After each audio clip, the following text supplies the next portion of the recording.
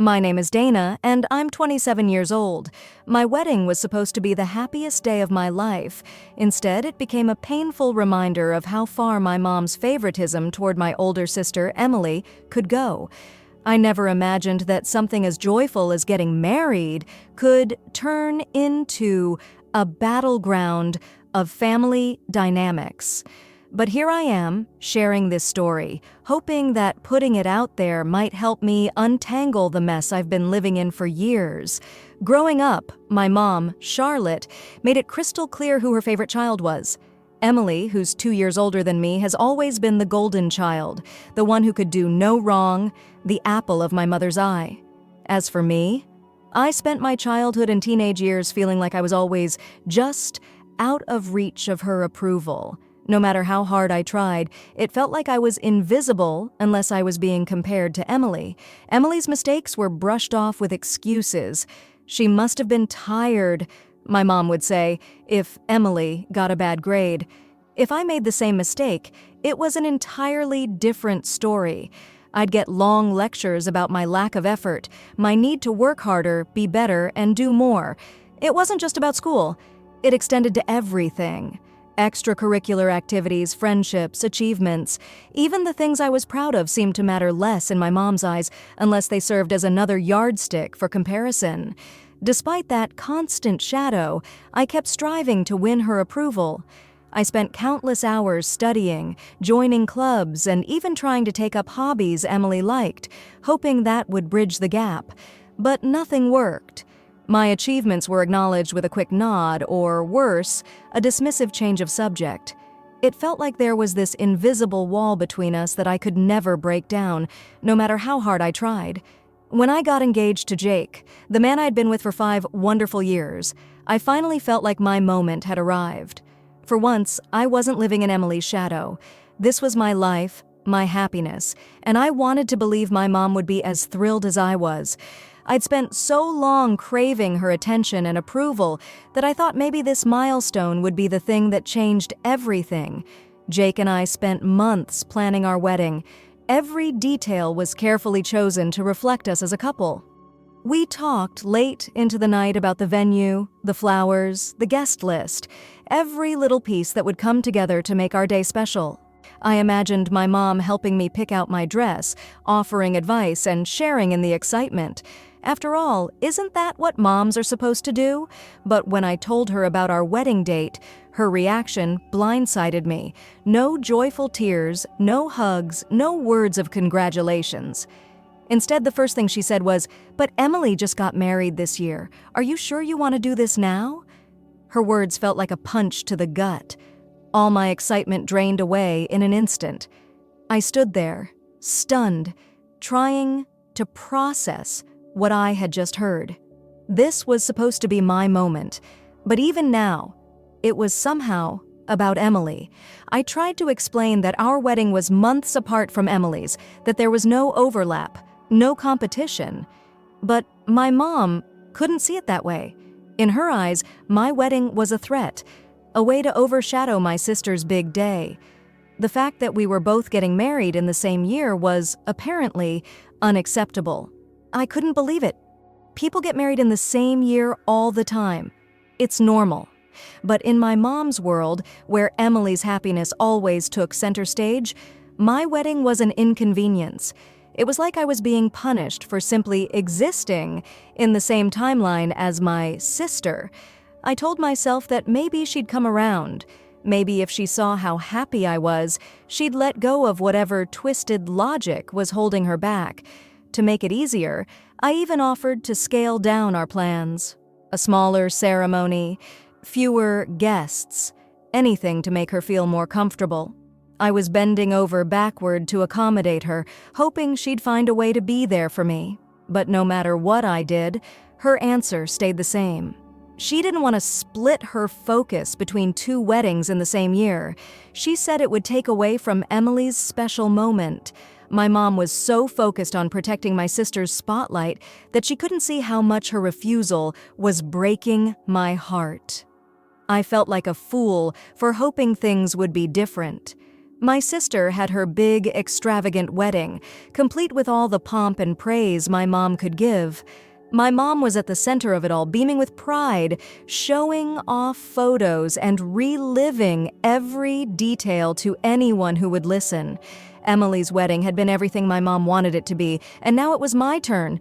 But instead of being happy for me, she was acting like my wedding was a crime. The hurt was deep, but I refused to let it ruin my wedding. Jake and I had worked too hard, and I wasn't going to let my mom's absence cast a shadow over the day we had been dreaming of. So we kept moving forward, making plans, sending out invitations, and choosing joy even when it felt hard. In the days leading up to the wedding, it became painfully clear that my mom wasn't going to change her mind. Each conversation ended in an argument, and her excuses started to feel more like a shield for her real feelings. It wasn't about logistics or splitting focus. It was about a choice to put my sister first, as she always had. Eventually, I had to let go. I stopped trying to convince her, stopped hoping she'd show up. Instead, I focused on the people who were there for me, my friends, Jake's family, and most importantly, Jake himself. He was my rock through it all, reminding me that this day was about us, our love, and our future. As the wedding day approached, I made a decision. If my mom couldn't be there to celebrate with us, I would acknowledge it, honestly, but gracefully. Jake and I worked on a speech together, something that would address the elephant in the room without bitterness or anger. It was our way of closing that chapter and stepping into a new one, free from the weight of expectations I could never meet. I didn't know how things would turn out, but I knew one thing for sure. I deserved to be happy, even if it meant walking that path without my mom's approval. As the reality settled in that my mom wasn't going to be at my wedding, I felt a mix of sadness, anger, and a strange sense of freedom. It hurt more than I wanted to admit. After all, who wants to accept that their own mother is willing to miss one of the most important days of their life over something so petty? But at the same time, I felt like I was finally done carrying this impossible weight of trying to win her love. I kept telling myself, this is your wedding. This is your day. It wasn't about her approval anymore. It was about Jake and me, about our love story and the future we were building together. Still, that small voice inside me whispered, "It shouldn't be this way." Every time I thought about her absence, my chest tightened. I wanted her to be there, not just because she was my mom, but because I had spent my whole life hoping for a moment like this. A moment where she'd look at me and say, "I'm proud of you. I'm here for you." But deep down, I knew that if she couldn't be there for me now, it wasn't my fault. It was her choice, and I couldn't let her choices dictate my happiness anymore. Jake saw the storm of emotions I was wrestling with.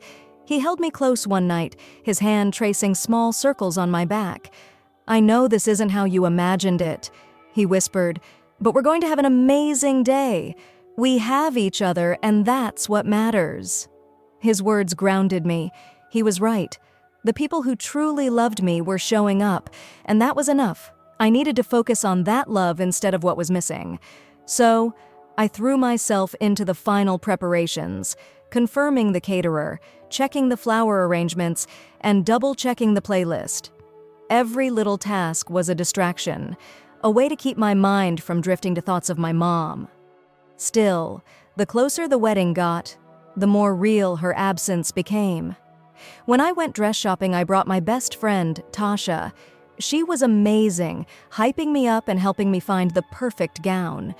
But as I stood there in the fitting room, staring at my reflection, a lump formed in my throat. I couldn't help but imagine my mom standing behind me, her eyes shining with pride, her hands adjusting the lace on my sleeves. Instead, it was just me and Tasha. And while her support meant everything, the ache of what was missing sat heavy in my chest. I tried to push those feelings down, to convince myself that I didn't need my mom's validation. But grief has a way of sneaking up on you when you least expect it. Some nights, I lay awake, staring at the ceiling, wondering why it had to be this way. Why couldn't she just be there for me like she was for Emily? What was it about me that made her pull away? On one of those nights, I reached for my phone and opened a note I'd been writing to myself. It was a mix of thoughts, feelings, and fragments of a speech I was planning for the reception. Jake's idea to address the situation in a speech had stuck with me, and I wanted to get it just right. It wasn't about calling her out or seeking revenge. It was about being honest, about claiming my truth in a way that felt authentic to me. I wanted to acknowledge her absence without bitterness. I wasn't going to pretend everything was fine when it wasn't. I had spent too many years hiding my hurt, shoving it down to keep the peace. This was my chance to let it out, to speak my truth with grace and dignity.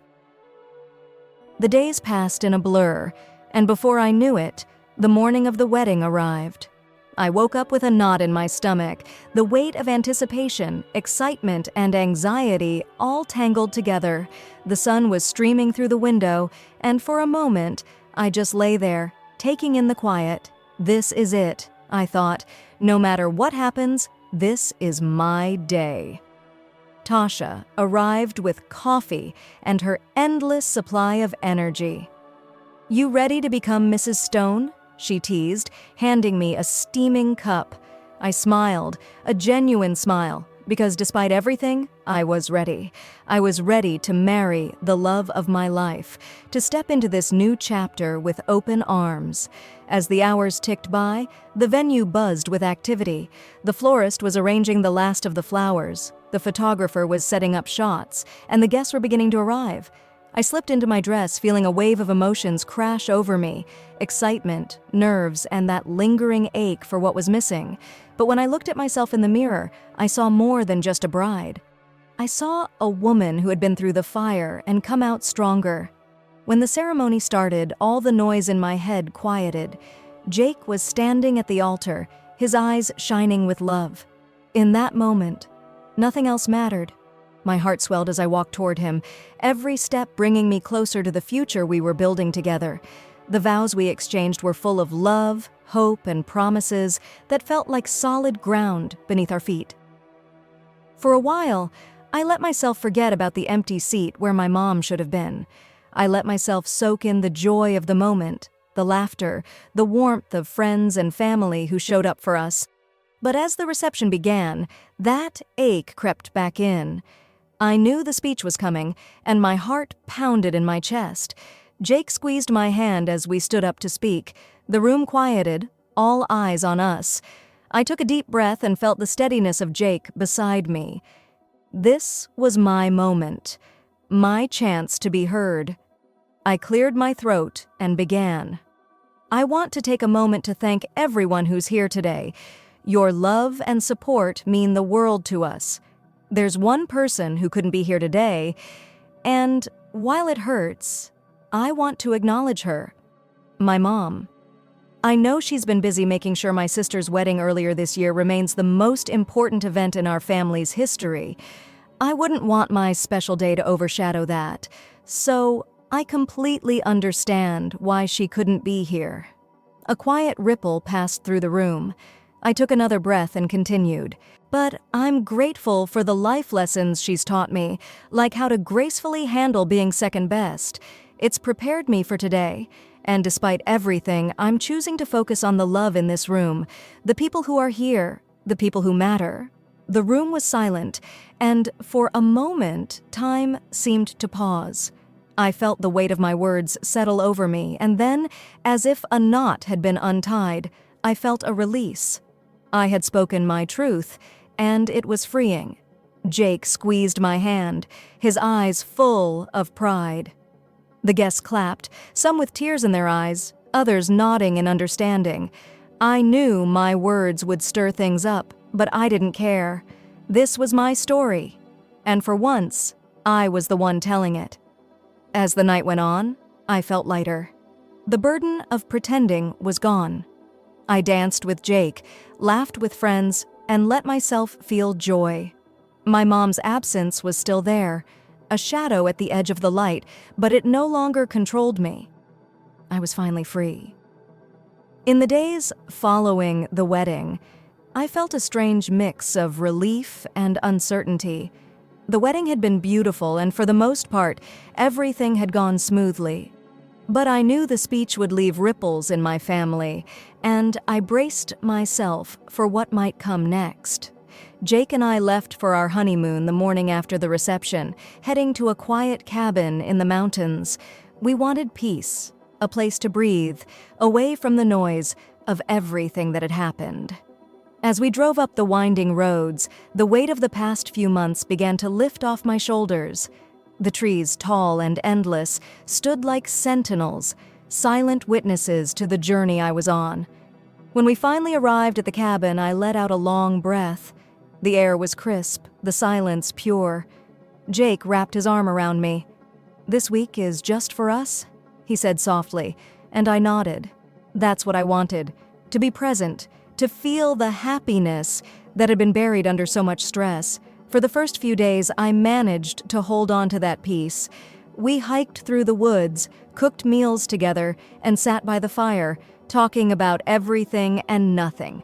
But reality has a way of finding you, even in the most peaceful places.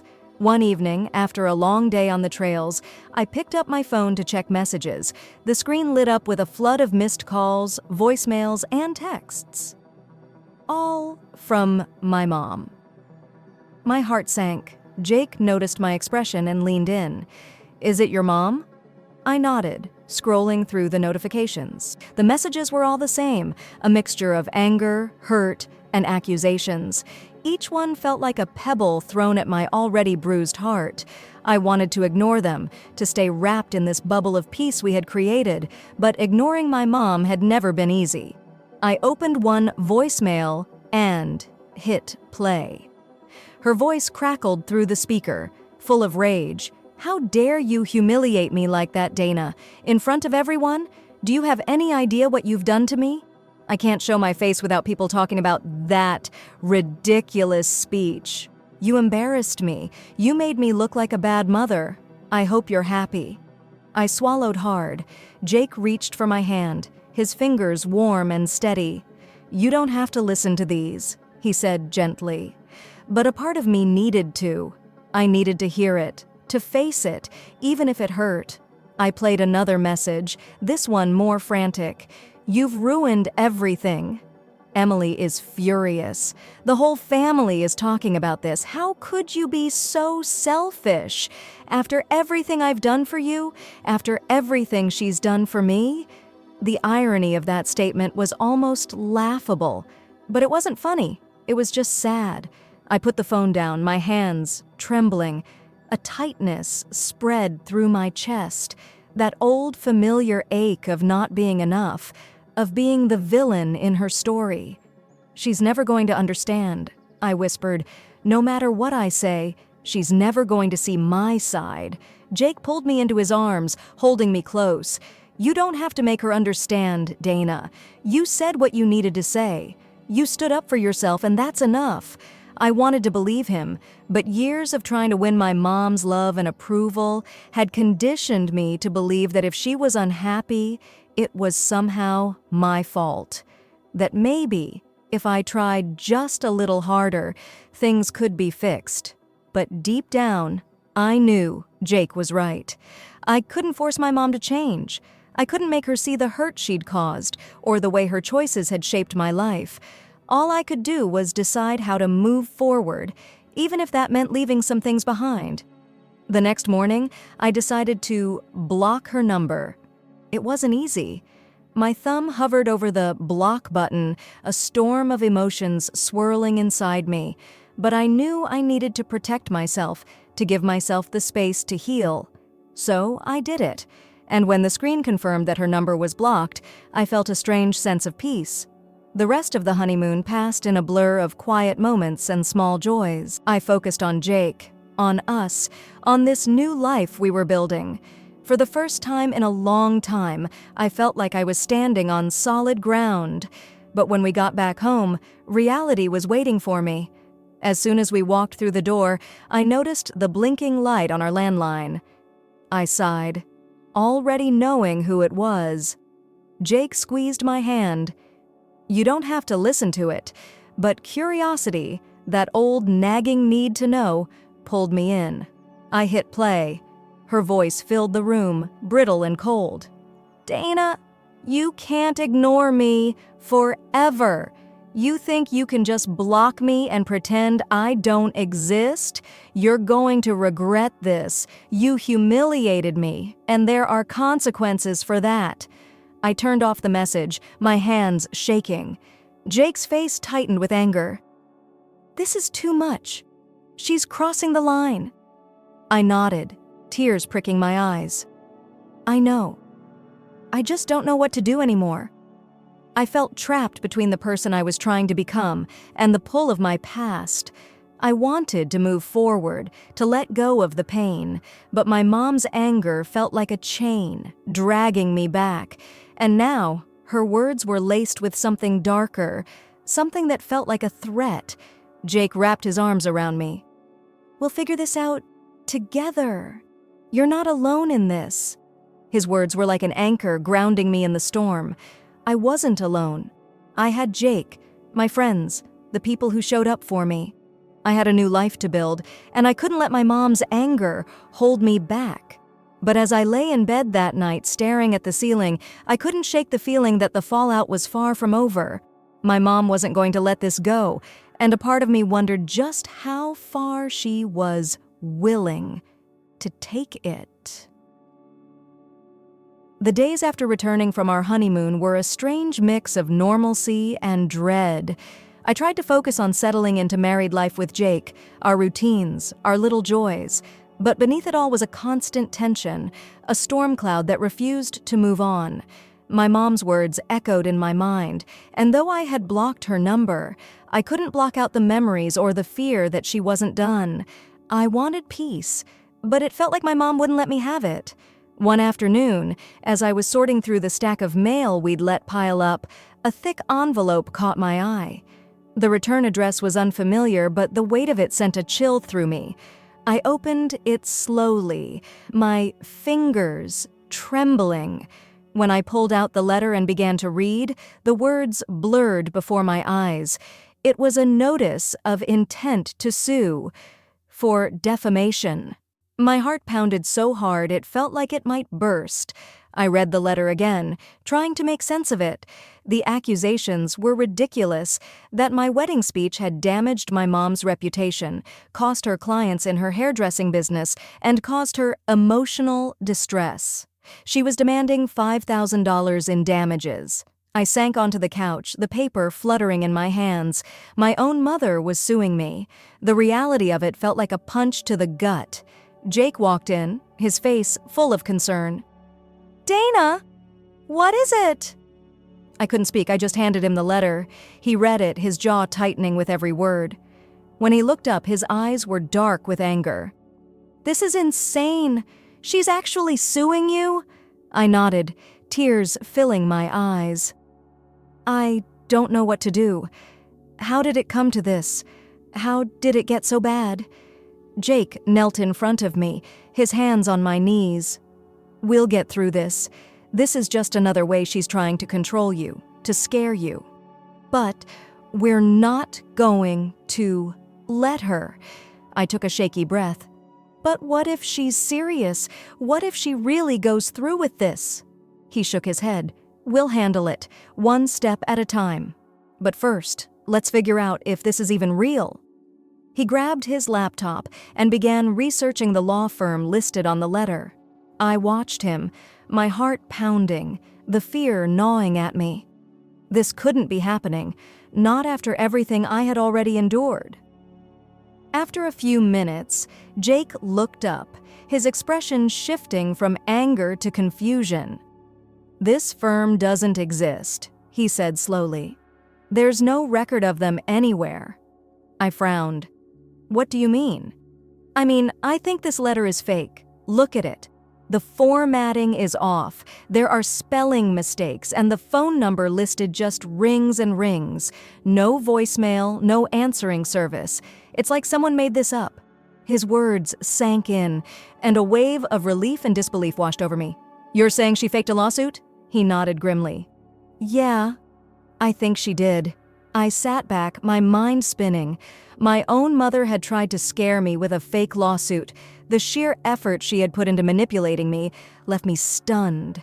How desperate was she to control me, to punish me for speaking the truth? A bitter laugh escaped my lips. "She's really gone this far. It's like she's determined to break me." Jake's grip on my hand tightened. "She's not going to break you, Dana. You're stronger than this. Stronger than her games." But even with Jake's reassurance, the betrayal cut deep. I thought back to every moment I had spent trying to earn her love, every time I had brushed off her favoritism, telling myself that maybe, one day, things would change. But this felt like the final nail in the coffin. How could I ever repair a relationship with someone who was willing to go to such lengths to hurt me? That night, I couldn't sleep. I lay in bed staring at the ceiling, the fake lawsuit playing over and over in my mind. The hurt, the anger, the disbelief, it was all tangled up inside me. My mom's actions weren't just about control anymore. They were about punishment, about making sure I knew my place. I thought about confronting her. Part of me wanted to show up at her door, shove the letter in her face, and demand an explanation. But another part of me knew it would be pointless. My mom had already decided that she was the victim, that my wedding speech was an attack on her. No amount of reasoning would change that. In the quiet darkness, a realization settled over me like a heavy blanket. I couldn't keep holding on to the hope that she would change. I couldn't keep letting her actions dictate my life, my happiness, or my peace. I whispered into the stillness, "I have to let her go." The words felt like a release, like opening a window in a room that had been suffocating me for years. Letting her go didn't mean I stopped loving her. It didn't mean I wouldn't grieve the mother-daughter relationship I had always longed for. But it did mean I was done chasing after someone who refused to see me, who refused to love me the way I needed to be loved. The next morning, I woke up with a strange sense of clarity. My mom's choices were her own. They weren't a reflection of my worth. I had spent too long believing that if I just tried harder, loved her more, I could fix things. But love shouldn't be something you have to beg for. Jake made coffee, the rich aroma filling the kitchen. He looked at me, a question in his eyes. "How are you feeling?" I took a sip of the hot coffee, the warmth grounding me. "Lighter," I said honestly. "I think I'm ready to move forward. Without her, if that's what it takes." He nodded, his eyes soft with understanding. "I'm with you, no matter what." We sat in silence, the morning light streaming through the window. For the first time in a long time, I felt like I could breathe. The storm was still there, lingering at the edges, but it didn't own me anymore. I had a new life to build, and I was going to build it on love, truth, and the people who truly cared about me. My mom might have chosen to live in her bitterness, but I didn't have to join her there. I was free to choose my own path. In the days after deciding to let my mom go, a calm settled over me. It wasn't the kind of peace that comes from everything being fixed. No, it was a fragile calm, the kind that comes from accepting what you can't change.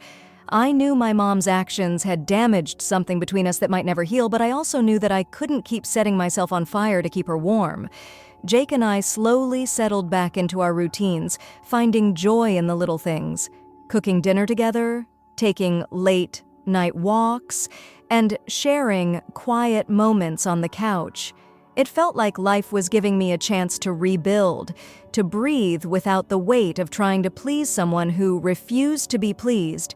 But even as I tried to move forward, the shadows of my mom's manipulation weren't gone completely. The fake lawsuit, the voicemails, the threats, they lingered in the back of my mind like bruises that hadn't fully healed. And as much as I tried to block her out, she found ways to remind me she was still there. One afternoon, I got a message from my cousin Ava. Her tone was cautious, like she wasn't sure how I'd take what she had to say.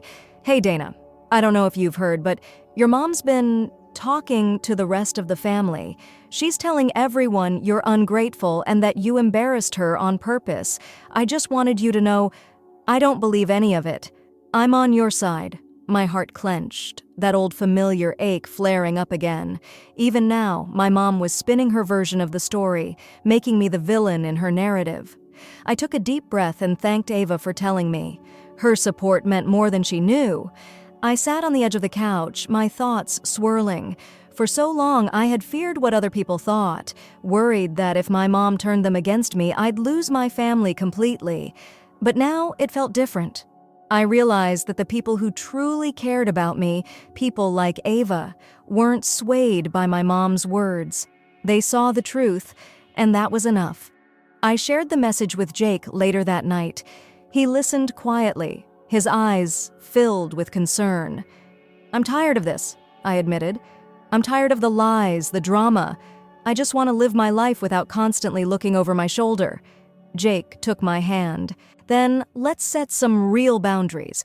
Not just blocking her number, but boundaries for your heart too. She can only hurt you if you let her." His words settled into me like seeds finding fertile ground. He was right. Blocking her number wasn't enough if I kept letting her live rent-free in my mind. I needed to decide what I was willing to accept and what I wasn't. I needed to reclaim my peace.